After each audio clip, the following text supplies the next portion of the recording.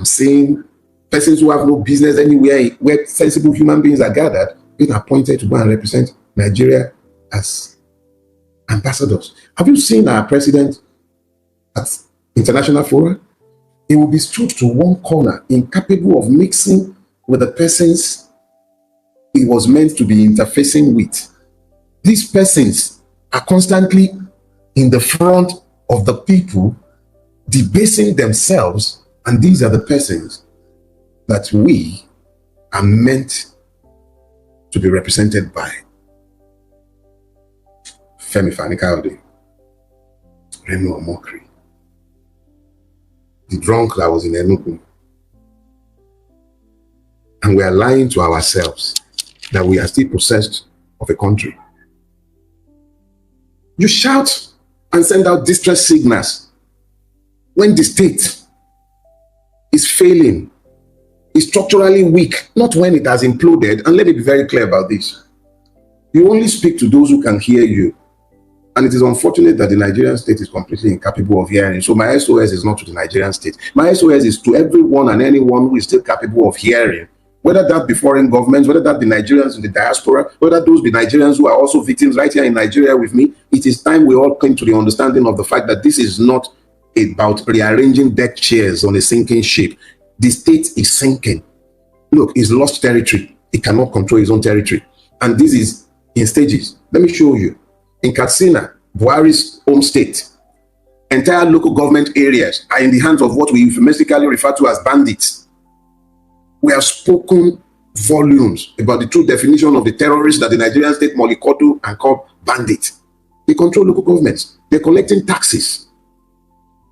They are collecting taxes. Our government is incapable of projecting power into those places.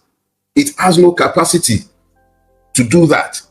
What I am explaining to you is that whilst you might be ensconced in a situation similar to mine, where I am capable of speaking Dogon Turenchi in air-conditioned spaces, there are Nigerians burying their loved ones today because the Nigerian state has failed in its most basic duty of protecting them. You can call it any name you care to call it. The person's being killed in Katsina, you can't call that genocide. Those are fellow Fulanis and Muslims too.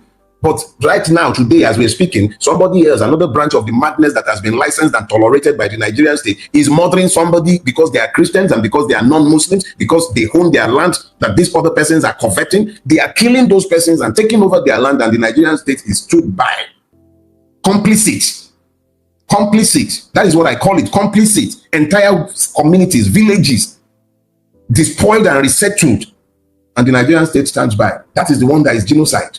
It exists side by side with the terrorism of the one that we call bandits. It exists side by side with the terrorism of the one that is the mineral bandits, those ones who will chase people off their land because some persons who have legal mining licenses require the services of bandits to access mineral rights that have been given in spite of the existing historical rights of the owners of the land. This is the reality. So if I'm talking about save our soul, it is because the persons who should be saving the Nigerian have become complicit in the ruination of the Nigerian. Our government is complicit in the evil that has overtaken this land. So I am saying save our soul, and this is to anyone who still cares about humanity. Don't wait until you are seeing scenes from our cities of slaughter, because it is coming.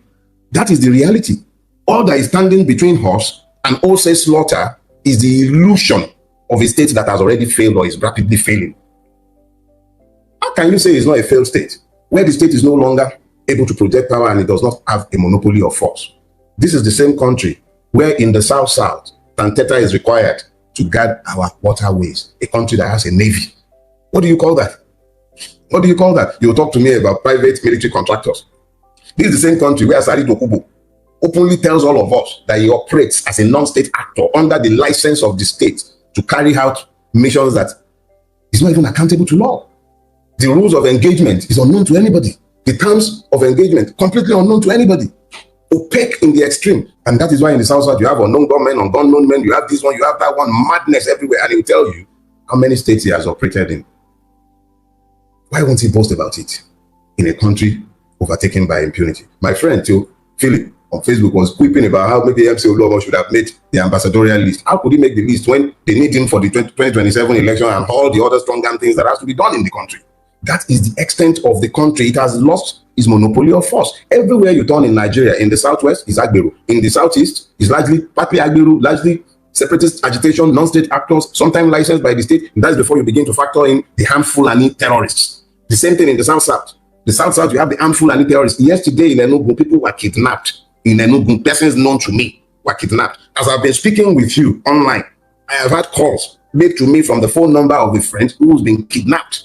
That is the extent of the putrefaction of this state. You might have noticed my distraction a few minutes ago when I was starting this. It was because I was receiving calls from the number of a friend who had been kidnapped by Fulani terrorists in Ogun State. So let's be clear about something. This is not something that is happening to them. It's beginning to happen to us. It's coming home. It is coming home. You have to align this again with the erosion of legitimate authority. Look, ambassadorial list came out.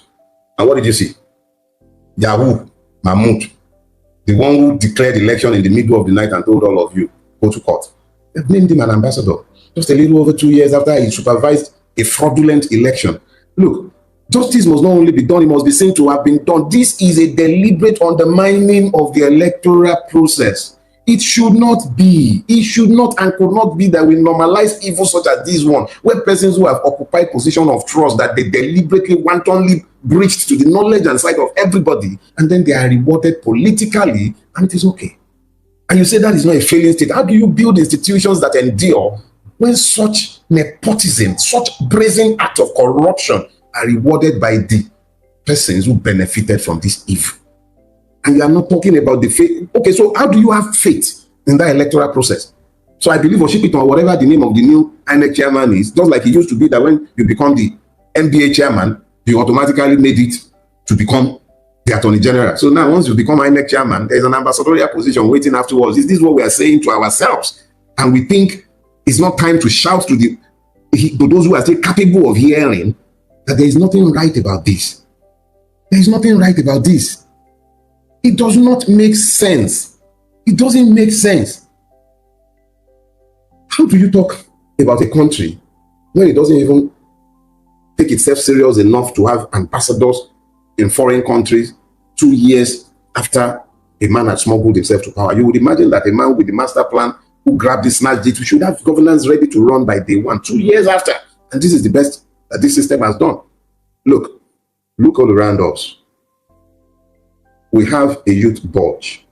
We don't even know how many we are. We lie to ourselves and run with all kinds of estimates, from 180 million to 200 million to 230 million to 220 million. Nobody really knows how many we are. But this is deliberately so that all the illegal immigrants who have overtaken our country, you already have them padded in. You don't know how many you have, but one thing that is clear is that there is a huge youth bulge. The unfortunate thing is that the bulk of this is untrained. Where it is trained, it is miseducated. Where it is not, there is a whole heap of issues staring this in the face. This country is failing, is on its way to failure. You have huge population displacement all over the place. I spoke about the one in Plateau State that is properly documented. 64 villages despoiled and resettled. And there are still governments in this country. The local government chairman is collecting money in relation to those places that have been despoiled and resettled. How? You have groups of internally displaced persons camps. Nobody is looking at them, but you are busy resettling, rehabilitating terrorists, and the victims are left ignored. How do you expect to have peace so that a country might endure or even survive? You have unresolved group grievances. The Indigo have genuine grievances against Nigeria. So do the Ijos, so do the Yoruba, so do everybody in Nigeria. Almost everyone has one grievance or the other, legitimate ones, against the Nigerian state, and we dare not ask questions. If we speak, we are intimidated, in some cases, killed, just for speaking. Nothing more, just for speaking. Killed, imprisoned, victimized, just for speaking, not for anything more. Somebody was said to have incited terror, okay? Life imprisonment. Somebody was a field commander, 20 years in jail. Make it make sense. A man kills a terrorist who was trying to kill him on his own farm. You convict him for murder. Make it make sense. How is that? So, you see, we are getting to a point where we must understand that multiple red lines have been crossed by the Nigerian state. We have a situation today where Nigerians no longer emigrate. It was Shewa Nicola Poputi who first coined the word, and it's quite succinct. They are escaping now. Let me use myself to illustrate this point. I have never desired to see my children live outside Nigeria. Everything I do, initially, was about making sure that this country is preserved for our children, so that they do not become indentured slaves in other men's land. So, when it was convenient to have packed my bags and baggages and joined the diaspora, it never crossed my mind. I could never see myself living in the diaspora. And I spent eons convincing my children that they want nothing to do with a life in exile. But as the university system collapsed, like most other persons in my generation, we spent money, great sums, educating our children abroad. Sometimes some of us sold our substances, properties acquired over time, savings. We sent them abroad to go to school. And then there's a phenomenon that my generation is now having to deal with. Those young men and women that we spent our substances and our youth training abroad, they don't want to come to Nigeria. They are voting with their feet. They can see the ruination of Nigeria, and they have decided that they will help us in shouting, "Save your souls," from the comfort of exile. Everything we rejected and repudiated is being thrown right back in our faces because we failed to build this country. My own son will tell me he doesn't want to come back to Nigeria. This is a boy I raised understanding that this is home. But can I complain? Have we built a country they can be proud of? You want them to come home for dirty December? They will come. They will come home for dirty December, always waiting for the first opportunity to japa. Some of them wouldn't even come to Lekki or VI. They would rather stay in Ikeja so that they are close to the airport in case everything goes belly up. That is the country we have built. And you don't reckon we should be shouting, "Save our souls." Let me be very clear so that you get it and get it quickly. When you have this much human flight and brain drain, it is contextual evidence of the failure of the state. They've recognized, see, this one that I'm telling you with Dogon Trenchi that the ship is sinking. Those kids, they understood it early. They can see it, that this country is not, you know, I wrote a piece some years ago after a visit to the UK. It struck me in the face. I said, Nigeria is not a jungle. I wrote the first one, I wrote the second one. Nigeria is not a jungle 1, Nigeria is not a jungle 2. That was when I realized that if it was a jungle, it would have some order. They can see the disorder, the chaos with which we live, the organized chaos, the madness that we have acculturated. These kids can see it because they didn't grow up with the madness. They couldn't have any excuses for it. We ensconce them. Now they come around. They call it holiday. It's almost like going on holiday in a war zone, like a safari. That is what Nigeria has become to the diaspora. They come around, barely tolerate us for 2-3 weeks, and then they japa. Do you know the meaning of japa? That is when you are running with your hand, eating your handpit. That means you are flapping your handpit as you're running. You're running with alarm. That is how they are living Nigeria, running with alarm, because they see no hope. And this is why our case has gone beyond the let's warn ourselves.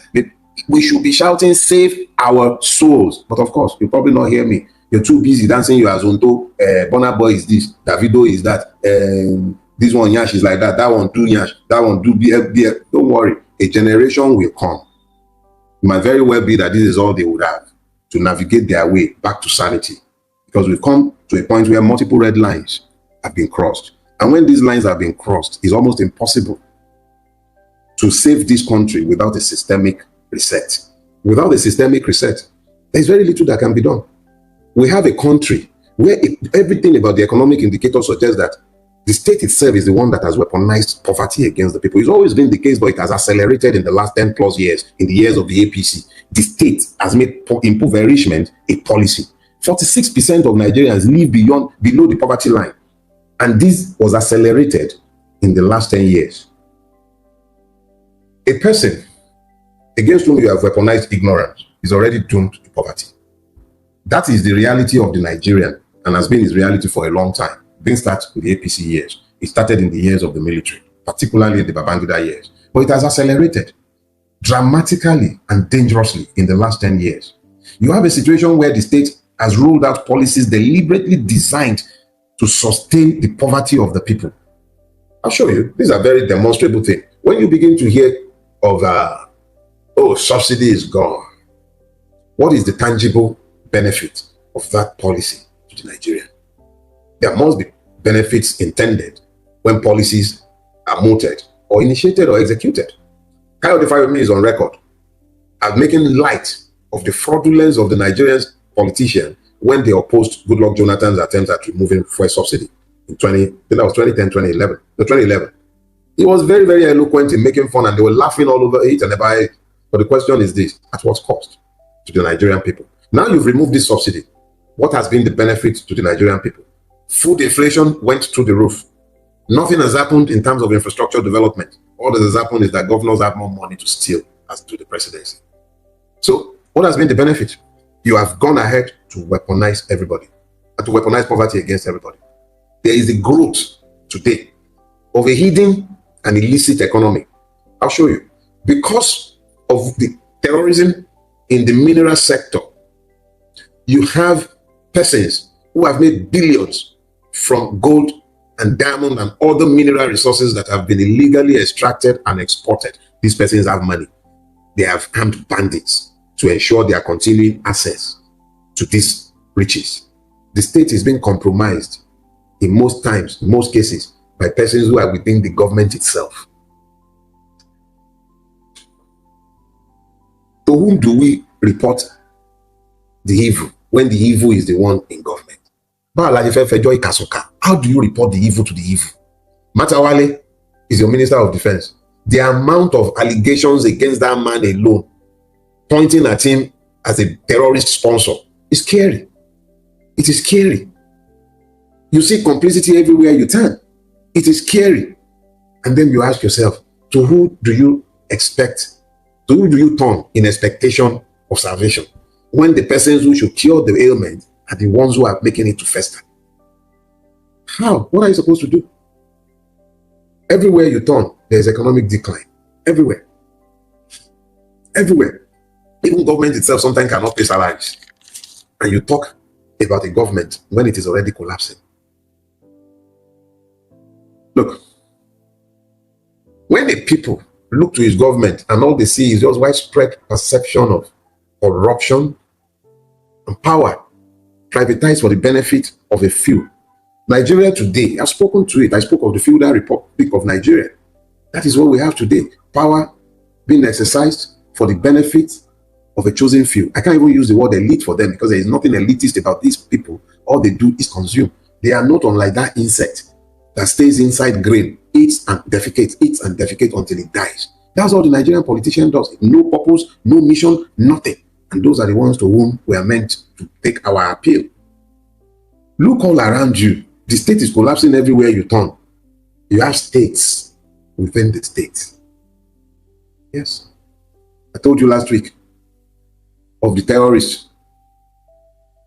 The one, Jankari, the one that killed Aminu Dai and was wearing his uniform. An ACP, Assistant Commissioner of Police, was murdered by a terrorist, and the terrorist was wearing his uniform to attend what they called a peace rally, where terrorists had told government, we don't want to see any policeman. It wouldn't surprise me if General Uba's uniform turns up on the back of a terrorist, because this is what we have tolerated as a country. Now, there is a famous dictator. He says that the judiciary is the last hope of the common man. You and I'm not exactly common because I am not incapable of speaking for myself, but there are innumerable Nigerians who are essentially common. And those are the ones that should be the barometer by which you gauge the effectiveness of a judicial system.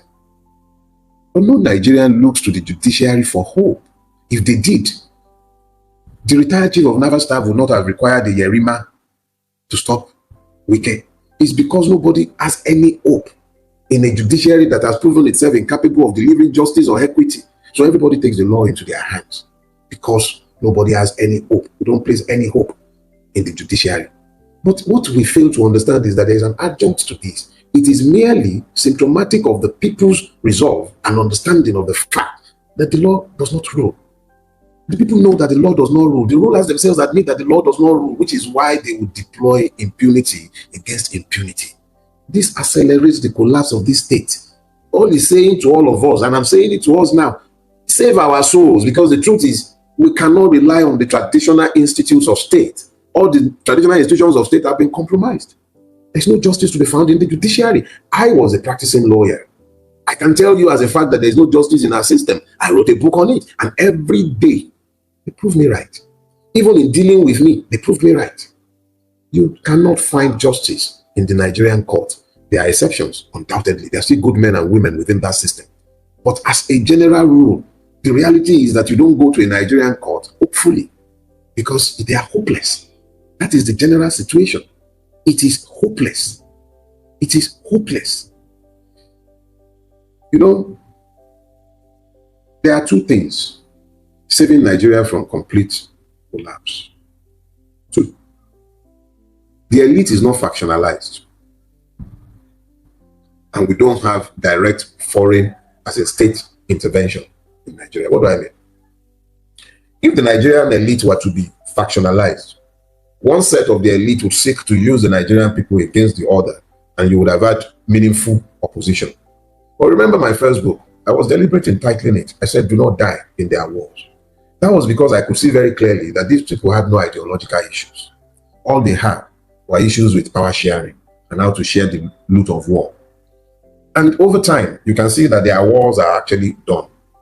What has happened is that a faction of that fractionalized, separatic, evil class has won. The other is not interested, it's not ideological. It's about power sharing. So they'll find accommodation for each other. It wouldn't surprise me if you ask me, my friend Ekewaulu has this theory that it was always a triumvirate, that it was going to be Buhari first, Tinubu next, and then Atiku. That is how they've arranged it. It wouldn't surprise me. So they don't quarrel about substance. Their quarrel is always about who holds the loot and how the loot is shared. There were substantial disagreements between Tinubu and Buhari when Buhari got into power. He was excluded.